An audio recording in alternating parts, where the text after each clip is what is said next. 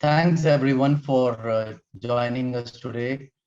It was during his first visit to the UK as India Prime Minister Narendra Modi coined the phrase living bridge during his historic address to a gathering of global Indians at Wembley Stadium in London.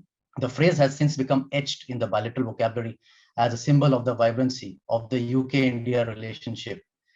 India being the second largest investor in UK and UK being sixth in India proves with stats as well. But has this been the same during pandemic? Let's find it out. Good morning to all joining us from UK and good afternoon to our viewers joining from India. I am Bharat Rampal from Moore Kingston Smith based in Delhi NCR in India. Today, I have representatives from Moore Kingston Smith and Confederation of Indian Industry to discuss the future of the UK-India living bridge and whether confidence levels have changed over the last year or so. Both MKS and CI UK has been super active in India-UK corridor over the years, and their respective leaders are constantly contributing in their specific roles to keep the bridge active. Though many of you might have participated in our long survey shared earlier, in this session, we bring three key polling questions to see your responses and current trend with India-UK Living Bridge. We have allocated time for Q&A session. In case of any queries, please use below chat icon, which our panelists will address. Further, please allow me to introduce our esteemed panelists for today's exciting session. Please meet our first panelist, Lakshmi Kaul, Head and Representative UK Confederation of Indian Industry. Lakshmi has a vast experience in public relations, research strategy, and policy work for creating community networks and building focus campaigns, promoting the interest of India in the UK, as well as UK companies interested in India. Allow me to introduce my second panelist, Ian Matthews from Moore Kingston Smith. He manages India desk as a partner. Ian has extensive experience of providing guidance and insight for Indian clients who wish to invest or start a business in the UK. Ian works predominantly with SME business and their owners. He has particular experience of working with clients in the property, technology, entrepreneur business sectors. Without wasting further time, I would like to take our first polling question of the day. Sean, could you help me, please?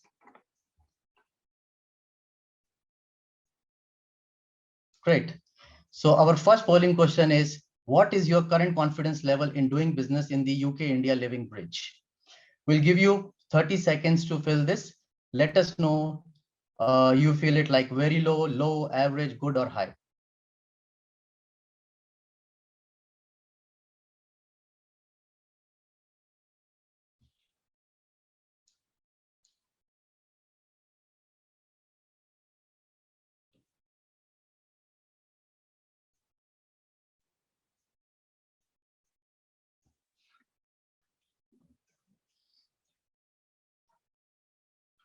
Wow, it seems like most of the people have a great confidence level. It shows 100% people going for high. Thank you for your poll. One question.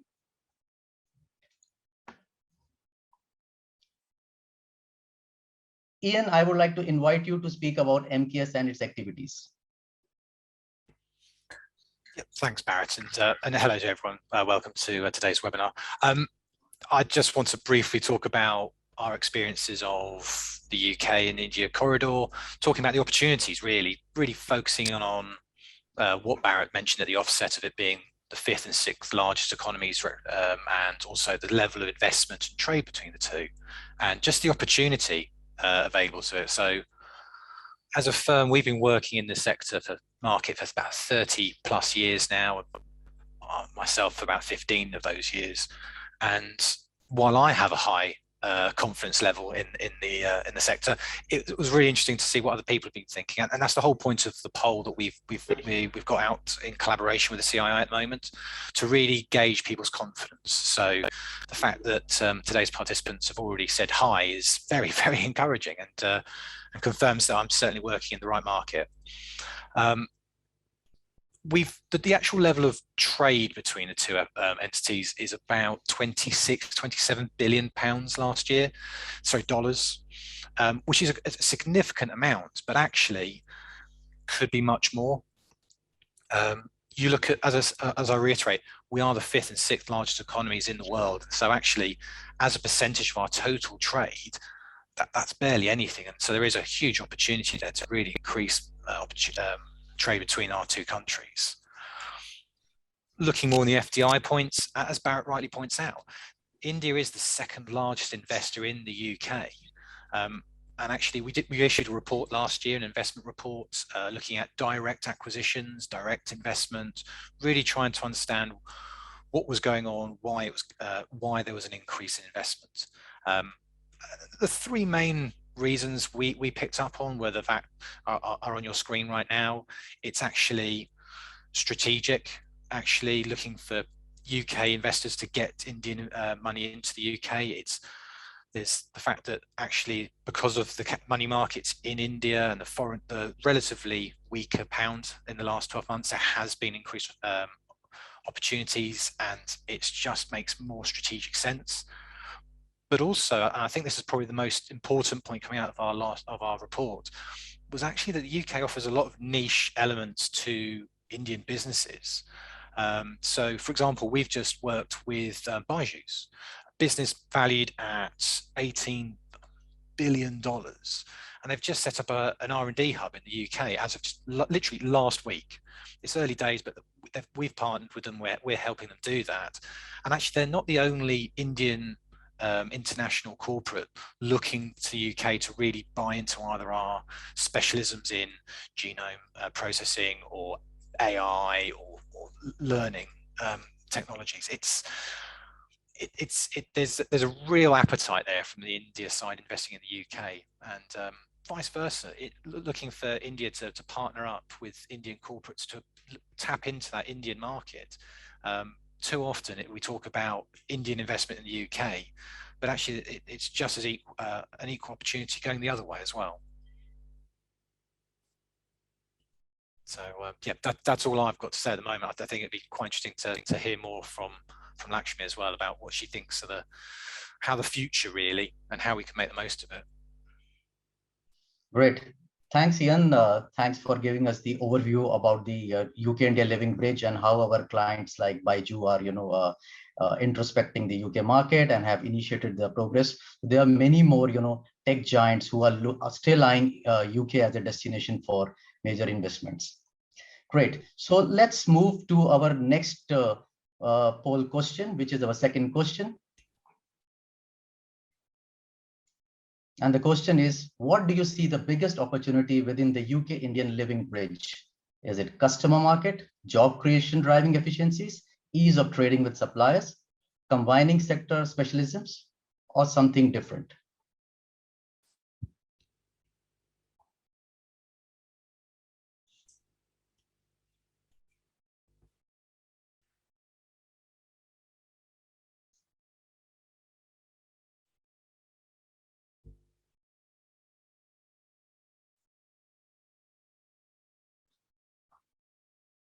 Hope you all have submitted by now. If not, quickly, please.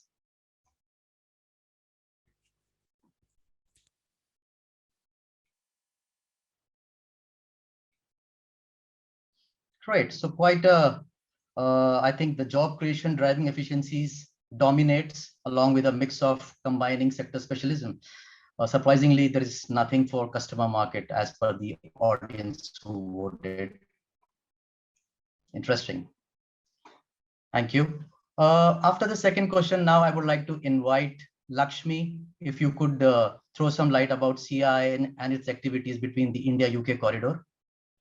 Hi, Bharat. Thank you very much. And a very, very good morning and good afternoon to everybody who's joined us. I think what Ian said and what you've talked about and the poll questions reflect very clearly that there is an appetite. There's always been an appetite for doing more business between India and UK corridor. It's a very, very sought after corridor. I mean, and no wonder India is the second highest FDI contributor to the UK. It's a very, very important market for UK. The last poll question is interesting because that's what we pride ourselves in. So CII, the Confederation of Indian Industry, is a membership-driven organization. Our members are the Indian companies and associations. And in the UK, as you know, there are 850 Indian companies and growing. So we've seen a lot of new entrants, a lot of Indian companies made big announcements earlier on this year when the enhanced trade partnership, agreement was sort of kicked off. and the discussions on the FTA were initiated. We are, as of right now, we're in the midst of very active consultations, discussions, preparation of the free trade agreement, which was an almost like a direct dream outcome of Brexit. I mean, obviously, we live in interesting times where there are fuel shortages. I mean, yesterday I heard there's tarmac shortage as well on the roads. There's going to be these snags and these difficulties. But India for UK is extremely important. And that's why you've seen all of these different announcements that have taken place earlier this year. The governments have recognized it, especially the UK government is now talking about reciprocity, not just in terms of opportunities, but actually opportunities for manpower as well. I mean, this is unprecedented. If you look at the new, immigration related announcements or the new immigration policy, it's not just to attract talent to the UK, but it's also to have a sort of a more equal an exchange of talent pool. So skills are not currently just inward, it's a shared, skills resource. And we're saying that, okay, between the corridor, it really has become the corridor. And that's unprecedented. So a lot of good things have happened this year. And that gives a lot of confidence and comfort to people. Obviously, job creation is a big sort of value addition that Indian companies make in the UK markets. We pride ourselves in the fact that over the last 2-3 years, I mean, we've seen such difficult and devastating times for businesses and members of public. But the point is that our jobs have remained. I mean, we've continued to grow our jobs. We've continued to keep our investments, even though our revenues have been hit. So it's a great, reassurance for any economy to see that jobs will not go. It's one of the biggest advantages of having an India partnership. Indian companies, unlike many other companies, they don't just come in and go out. They don't dip in and out. They come in and they build a relationship with the local markets, and that's what is the biggest trend of an Indian investor in any country. You look at around the world, wherever, Indian investments remain, they grow, and they grow the nation as well. So one of my favorite lines, Bharat, has been that, CII, through its members, through the Indian companies, has played a very, very valuable part over the 126 years of our existence in the growth story of not just India, but also of the countries that we have expanded into. And UK is a very, very important geography. And as of this year, we complete 40 years of our presence, of CII's presence in the UK. So it's a great milestone year, and what a wonderful year to have the kickoff on the FTA conversation. So we are expecting, hopefully, in the next few weeks, a number of other announcements, both from the UK and Indian side. The big question is, what more can be done? There's still quite a lot that needs to be done on the regulatory side, on a number of issues that remain to be ironed out. There are barriers in trade, in doing business. There are perception-oriented, problems as well, especially in case of India. The general perception, when you talk to people, is that India is a very protectionist market. But if you look at the last few years, India's really, really opened up to international markets. Of course, the pandemic hasn't helped. It hasn't added to what India is trying to achieve. But I mean, budget after budget, announcements after announcement, you see that there is that willingness to open up the markets and do more to attract foreign direct investments in India. And likewise, I mean, everybody wants their exports to grow if they have to. Trading is not a one-sided thing. You need exports as well as imports if you were to grow your market. So it's an interesting time. A lot of things that weren't there before have happened in the recent times on the regulatory side. India is also picking up. Our ease of doing business rankings have improved drastically, I mean, in the last few years. And that again is one of the good determinants of how India is now a really, really good economy.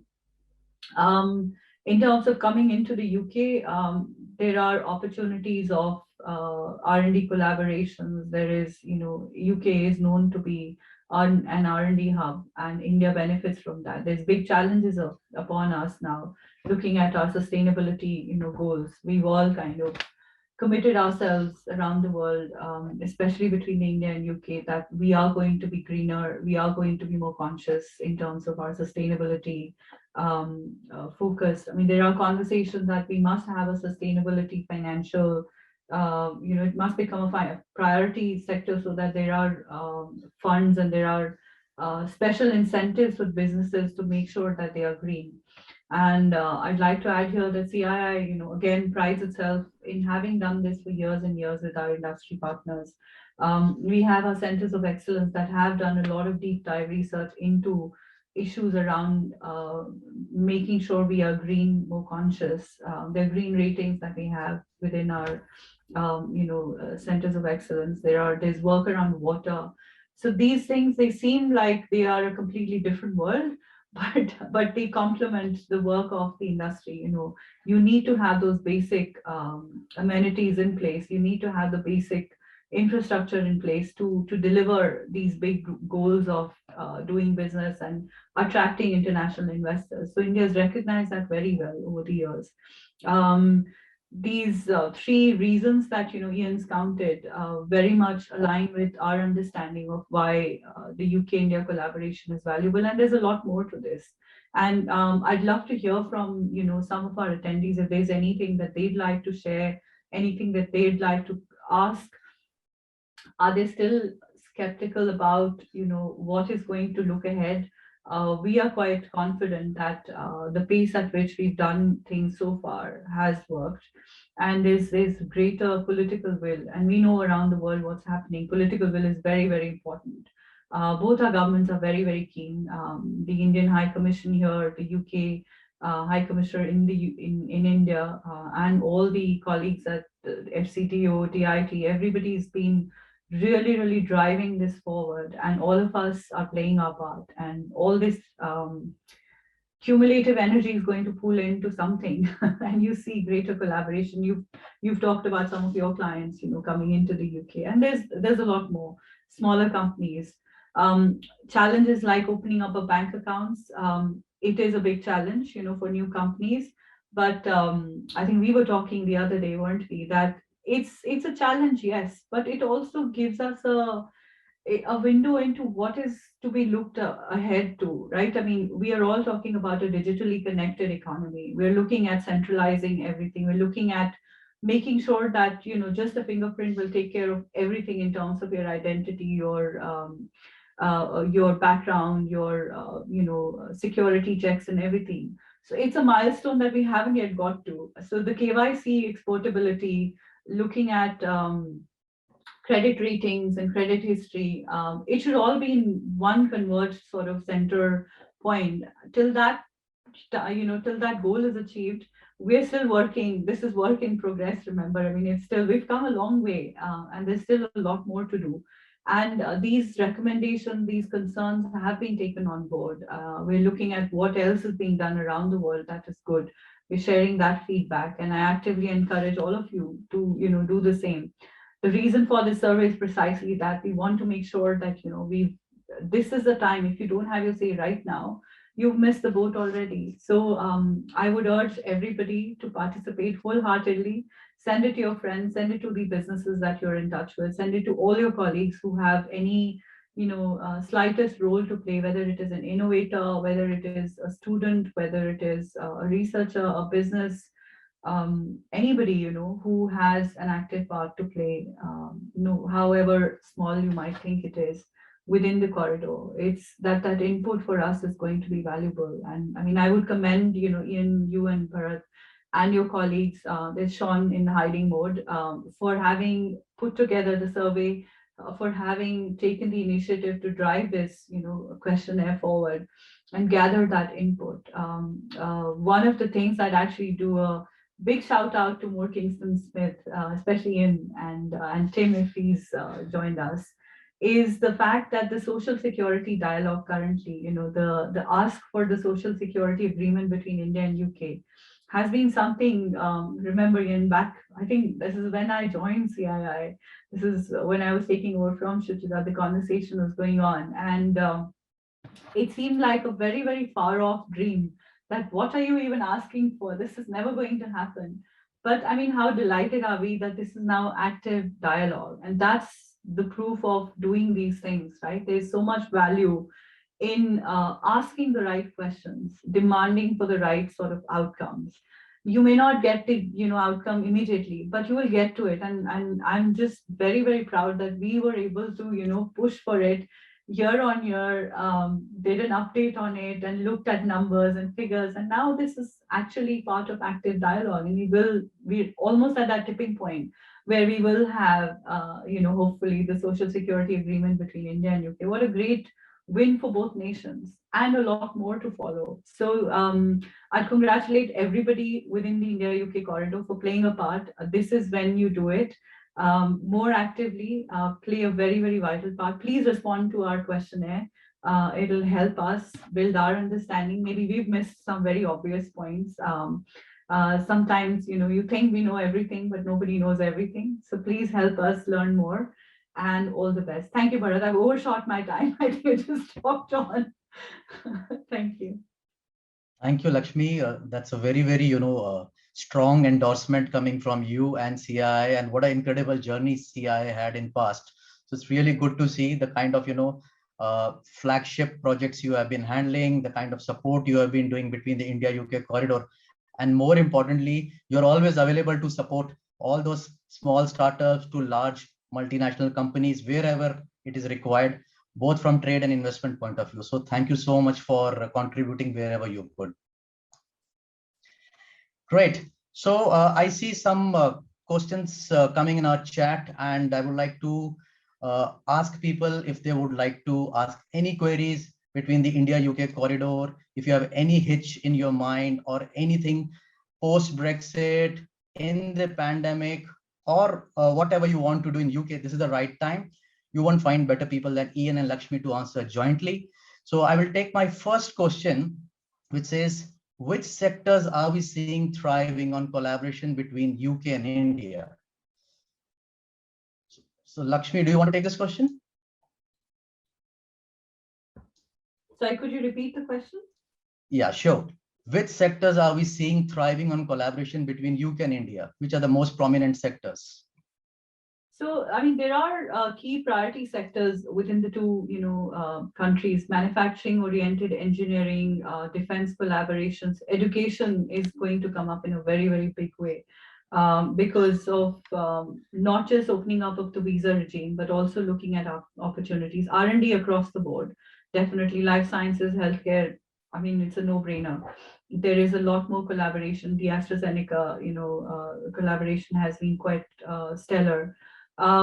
Besides that, technology, AI, technology is going to be almost underwriting and overarching everything. So anything and everything around, whether it is fintech or regtech or anything around technology, overlapping with financial services is going to be very, very hot. I mean, I think compliments to the London and Partners team, the City of London, the London Square Mile, but also to the regions. There's so much that the regions are now doing to build that city to city connect as well. I mean, I again sit on the board of Manchester India Partnership that kind of extends to the north of England and helps the Northern Powerhouse India Partnership as well. They're playing a very, very vital role in also building certain specific opportunities. The West Midlands India Partnership, very heavily engineering, automotive focused. I mean, we know that the whole COP26 focus is on achieving a net zero focus. So anything and everything around sustainability, which means pretty much everything is going to change. So people who are buying new cars, they need to look at whether it is a plug-in hybrid or you're looking at a fully electric, or all of that has got to have a bearing on manufacturing as such. So I think all of these sectors together form, anything and everything that you see are going to change the lifestyle, are priority sectors. Education, definitely one must look out for big changes coming in that direction. Ian, did I miss anything? No, that's quite the 360 degree, I would say. But yes, as we all know, that technology is dominating with respect to investments coming into the UK, and UK remains the hub for major investments in Europe. So that's very well explained. Thank you. Yeah, the UK offers that option. There's the huge incentives of doing R&D in the UK, just from a tax perspective, if nothing else. Yeah. But it's actually goes back to the point earlier about the niche capabilities within the UK. India is a fantastic base. Bangalore, and looking at the software developers and just the brain trusts which are based down there. But actually, there is just certain niches which the UK does really well, and I think the pandemic did demonstrate that as well with the genome mapping, etc. It's just tapping into each of those. And I think where Manchester's done particularly well is actually create a niche within itself. It's very much looking at life sciences, that sort of area as well. It's, yeah, the UK is a fantastic destination, and really to create those teams, either just by creating your own UK hub or actually directly acquiring that team. It's fantastic. Yeah, I mean, one of the areas that I think food and drink sector, again, is a very, very important sector. The supply chains of how goods will travel between countries. We're still to see how, the various barriers on trade side have changed or will change. There are a number of barriers on the food and drink side. There's a lot of restrictions on Indian products coming into the UK, which has a bearing on how those can be exported to the UK. I mean, recently apples from England were exported into India, and I wondered because we're not used to hearing these things, but that will increasingly happen. More exports, more exchanges of products like that will happen. India has a lot of superfoods that now with the healthcare focus in looking at alternate therapies and alternate sort of dietary complements, things like that.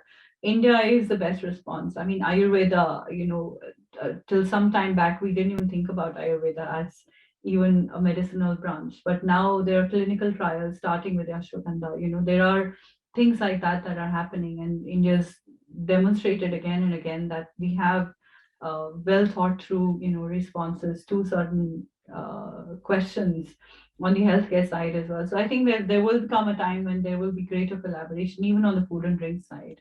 I firmly believe that definitely India has superfoods that it can export to the UK. There's a lot, fisheries and other products as well. So once the trade barriers are, revisited and recalibrated, and India gains in its understanding and learning from the UK on the cold chain and transportation of goods and things like preservation.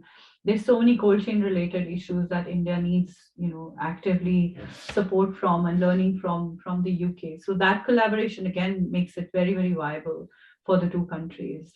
So yeah, I forgot the food and drink sector. And I think vice versa. I think the UK can learn a lot from India. So there's innovations in India around hydroponics, for example, where actually the UK can really learn from this. I know there's quite a lot of companies in the UK looking at this, but India have been doing this, and they've been doing this for a while because they have to. In a lot of situations. So there's also infrastructure related investments. I mean, especially around the energy. I mean, again, sustainability thing, right? I mean, there's a lot of focus on renewable energy. So that again, between the two countries is going to be a big, big thing. I remember there's been several delegations on looking at what are these energy renewable kind of solutions. Whether it is offshore wind or whether it is, India offers solar energy solutions and things like that. Battery, again, on the manufacturing side, how, better batteries and better preservation and all of that. So there's, I mean, you think of any sector and it's really a priority sector, right? I mean, everything's connected. Data itself is going to have a big bearing on how everything's done. So technology from a data perspective, digital economy perspective also, I mean, the whole industry 4.0 and all of that will become a big, big thing of future. There are a number of digital skills of future that we don't know yet, what else is coming. So companies are actively looking at that end as well. And Indian companies particularly are looking at offering those as solutions. So before, without waiting for that calamity to arise where, you're suddenly at a point of digital skills shortage, we're looking at what skills can be plugged in, what are the future digital skills that we can plug in already and prepare for. So yeah, the world is changing pretty fast. I don't even realize it. Robotics and genomics, and we're talking about all of these automations, and then you look at high sort of human resource dependability of certain sectors as well. I mean, the unskilled sector, not just the skilled sector. So there's a whole gamut of sectoral strengths to explore and extract. So yeah, there's going to be quite a lot of activity. And the data protection regulations between Absolutely. the UK and India are very, very similar, actually. Yeah, I think there's sometimes a misconception there, actually, that how actually Indian data protection are very strong, actually. Yeah, and it's increasingly becoming strong in with the recent sort of examples that we've seen in India. Lawyers will always be in business. There's so much to do for the legal sector. We're hoping that the legal sector opens up between India and UK. That's still slightly far off. Insurance sector has opened up quite a lot. I mean, we've seen the recent announcements. So there's quite a lot of movement. The next few weeks is wait and watch and see what other announcements, and then do an aggregate of everything that there is more appetite than you need to just jump in and start taking care of whatever is there. So it's a good as you time. say, there is that definite appetite. I think there's been a very obvious courting session by the UK politicians. I think post-COVID, India was the first destination for both the then Secretary of State for Department for International Trade and also the Foreign Secretary, Dominic Raab, at the time. Absolutely. So it just shows, and I think the idea was that Boris was supposed to be there as his first post-COVID trip. From January, but the pandemic played havoc into all the plans. But the two countries, the governments, the prime ministers, have made sure that those calls, I think between Mr. Piyush Goyal and Liz Truss at that time, and now Anne-Marie, they've all driven this, desire to do more, and that the pace hasn't slowed down. It's only picked up, and across the board. It's fantastic. I mean, it's really, really fantastic. Well, I know India were invited to the G7 hosted by the UK during the summer, and actually going on that sustainability piece, COP26 in a couple of weeks, I know India and Prime Minister Modi has been a huge advocate of looking for a greener economy and trying to diversify. Because speaking to contacts and clients in India, it's the solar energy and just renewable energy market in India is huge. Absolutely. It's that innovation piece again, where it's looking at maybe developing battery power, which is one of the key elements of a future worldwide renewable market that they'll look to partner up with people, and it's a common passion, I think, of both prime ministers. Yeah. I mean, even until recently, we were still powering up the whole country. So there's such a diverse challenge, and India is a very, very consumer strong market. So obviously, when you look at India, then that's like a very heavy customer, base. I know why Bharat was surprised at the poll responses because India's got, the human capital. We've got, and the buying power has improved over the years. I mean, look at how many people own phones and smartphones today. The price of data. I mean, I think I feel jealous when I look at my phone bills and I look at phone bills in India.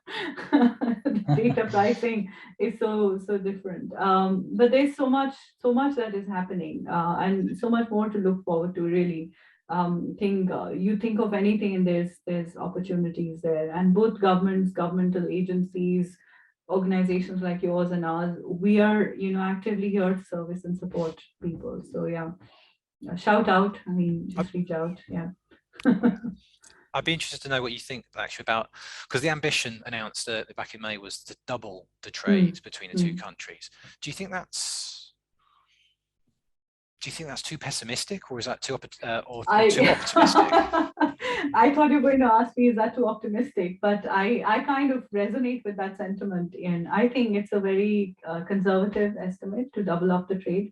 Because clearly between the two countries, if we extracted the full potential and you looked at not just London and Delhi and Bangalore and Mumbai, you looked at the whole country, there is so much more that can be done. I mean, whether it is construction, whether it is housing, social housing, whether it is technology, research, genomics, everything. I mean, there's so much to look at and extract.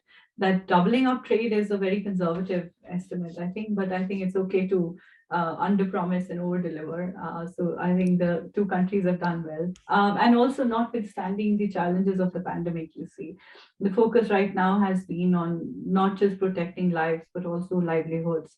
And we know that there are people struggling to find jobs and things like that. And we see that reality as well. So I think it's a very, very practical and pragmatic target that we've set for ourselves. One hopes that we not just double, but we quadruple, and we go way beyond that. And it is down to not just importing or exporting, but it's both. And looking at the human resource side as well, which the two countries have now looked at, and it's on reciprocity. We saw the vaccine tussle as well, and there is now openness because there is that desire to do more traveling between the two countries, and they want to open up the market. So things will change next year around this time. Hopefully we'll be patting ourselves on the back and saying that all right, we've done well. But until then we must work hard. Yeah, I have no doubt at all. Yeah, I have no doubt that we'll deliver between the two countries quite a lot by then. Well, I don't know about you, but my contacts have been constantly traveling to the UK over the last couple of months since things opened up, and which is fantastic, really. Yeah. Exactly, and there's more. Sorry, Bharat wants to speak to me. No, that's fine. I think that's a very well covered question in terms of about the sectors, and of course UK remains while world looks at India for investments, Indian population looks for investments in UK, and UK remains a gold spot for any kind of investments and trade opportunities. So we see opportunities across all the sectors. Meanwhile, I have a few more questions which has come up. Ian, this is for you, moving from sectors to investments. So small companies or mid-sized companies who are looking for funding solutions, should they look for funding in India or in UK? Which is the best proposition in the current scenario? That's one of the key attractions to the UK as well, actually, is that it's the ability to raise finance. It is relatively easy to raise finance in the UK if you have UK operations. And a number of my Indian businesses actually do that as well. So it's very much they have their UK company, UK trade is going, and they bring in the investment side that way, be it either from a lending point of view or a direct acquisition. I do know that also a lot of Indian businesses set up the UK subsidiaries that make that their UK, their global HQ, and get some US entities and US finance involved as well. It's a great launch pad for maybe, is it a SPAC maybe, or maybe they try and raise, maybe they do a listing in the UK. There's a lot of options available. Financing in the UK, and also the other way, when it comes to financing in India, yes, there are some RBI regulations to meet, but actually it's relatively easy to list in India as well. Great. Okay, next question open to both. Post Brexit, how do you see impact of trade and business being carried out with EU? Any opportunities for Indian businesses to explore being based in UK? So one of the expectations for it's a very, very valid question and very, very relevant as well, looking at what are the key Indian industry asks of the UK. When Brexit discussions were going on, and through that and past that, one of the standard sort of expectations for any Indian business has been to the connectivity to Europe. Because a lot of our supply chains still, rely on our human resource dependence also relies on Europe. So there's a lot of employees from Europe that work with Indian companies here. So that expectation remains.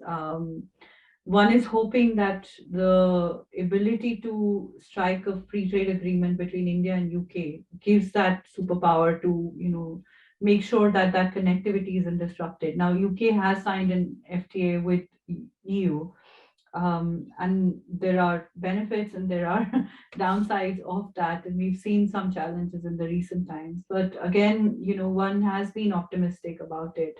the UK government really is driving very actively that connect and making sure that that isn't disrupted. So one is hopeful that once we go past this, difficult phase, we are able to continue seeing that connectivity. The connectivity hasn't gone away. People are still able to travel between countries and utilize the strength of EU. Maybe not as a whole, but as separate countries, or sometimes, as a whole as well in some cases. But it really is business with each country, that or interaction with each country that is being sought. So when you come to the UK, then because of the geographic proximity, one hopes that you're able to travel into EU, and that has remained. It's always been a separate visa, anyways, for Europe and UK. So travel-wise, that hasn't changed. The vaccines and the pandemic, expectations or restrictions has disrupted quite a lot, and that can't entirely be juxtaposed on a Brexit, conversation. Each country's readiness is different, and wherever there are supply chains, some have been disrupted and some have been overcome. So it's all almost as a case to case kind of basis. And from some of our biggest sort of companies, we hear that that is gradually being overcome and or addressed, if not overcome. So yeah, if you want to add anything to that. I just confirm that there's certainly been some teething problems over the last 10 months as everyone gets used to the new operations, but we still have access to the EU markets. And actually the thing which probably puts the UK above some of the individual members of the EU is just the ease of doing business. I'm helping one of my clients set up a subsidiary in Belgium, and while the UK, it's slow to open a bank account, it's very quick to open up a business. In Belgium, for example, it's slow to do both if in certain circumstances. And there are other members which might be fast, but the UK is quick and it's easy to do business and has full capacity, access to the market. And I think that's the key point. There is still that access. Mm-hmm. Great. So I think keeping time in mind, I will move to a final poll question, which is again a very important one. The question is, what do you see as the biggest challenge within the UK-India living bridge? Is it immigration, raising of finance, regulation and banking, or others?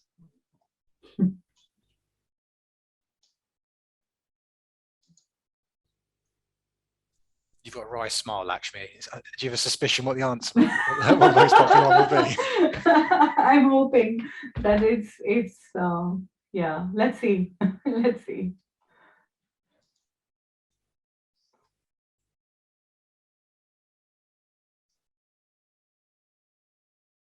Yeah, I thought so. I thought so. Pretty even between immigration and I thought as much. banking. I thought as much. Thought as much. Yeah. So audience is pretty sorted. Like, thank you so much for confirming certain things. Yeah. Great. To put that first point of perspective on immigration, though, the Indian visas, it's still in total applications for India is more than every other country put together. It's such an important part of that relationship. Absolutely. It really needs to get sorted.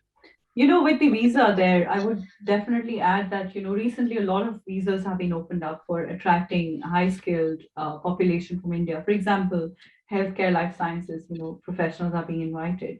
But the thing is that there isn't a mutual recognition of qualifications. So even if you have a healthcare professional come into the country very easily, they're not able to practice immediately. So that is quite a lot of waste. So one of our recommendations to the governments has been to make sure that there is mutual recognition of qualifications, and so that this can be immediately sort of an exercise similar to, the KYC exportability, and all of these things they don't seem that obvious, but they become big barriers and disincentives for anybody wanting to come in. The innovator visa is great, but we've challenged the shared IPs of the products that they will create, or the innovation products that they are going to deliver. So again, there are things around what happens then. You don't want to lose out on your own talent. It's not a brain drain, it's an exchange. And it's a shared sort of resource. It needs to be done right in that manner. So thank you, audience, for confirming that these are the two important areas. Thank you. Great. Thanks, Ian and Lakshmi, for pointing out on these questions, which has gone very well and understood by the audience. I think with this we will conclude our session, and we feel this small contribution and effort was useful to each individual who has participated in today's online poll and can get a pulse of the business happening between the India and UK corridor. In coming weeks, we will be bringing out with our detailed report as per the online polls participation, which will be circulated to all of you over email.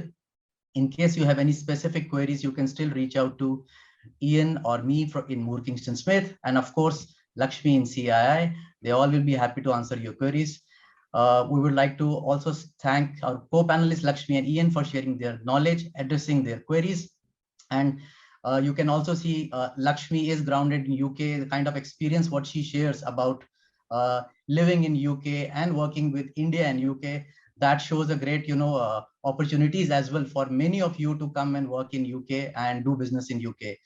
Further, wishing everyone a very happy Navratra and a great Dashera in advance. Thank you so much.